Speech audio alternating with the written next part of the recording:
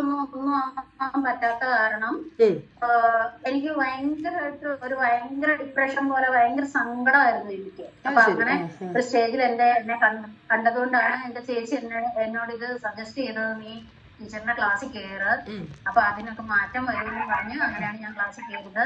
എന്തായാലും ഈ 30 ദിവസം കൊണ്ട് വന്ന മാറ്റം എന്ന് പറഞ്ഞാൽ എനിക്ക് വിശ്വസിക്കാൻ പറ്റാത്തൊരു മാറ്റം. ടൈം ഹാപ്പി ആയിട്ടിരിക്കാൻ പറ്റുന്നുണ്ട്.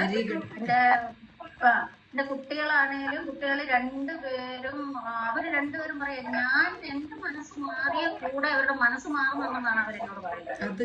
ശരിക്കും അവർക്ക് നല്ല രണ്ടുപേർക്ക് ആദ്യം പറയുമ്പോ എന്നോട് അങ്ങനെ ഒരു താല്പര്യമില്ലാത്ത രീതിയായിരുന്നു ഇതിന്. പക്ഷെ ഇപ്പൊ രണ്ടുപേരും ഭയങ്കര സപ്പോർട്ടാണ്.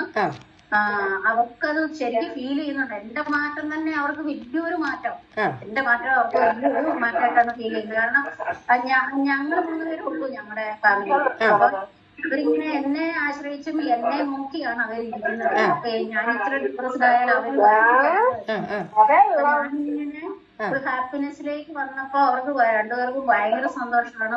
ഞങ്ങളുടെ ഫാമിലി ഫുള്ള് സന്തോഷമാണ്. Very good, very good. ഇപ്പൊ ആ ഡിപ്രഷൻ സ്റ്റേജിൽ നിന്ന് എക്സ്ട്രീം ഹാപ്പിനെസ് ലെവലിലേക്ക് എത്തി അല്ലേ?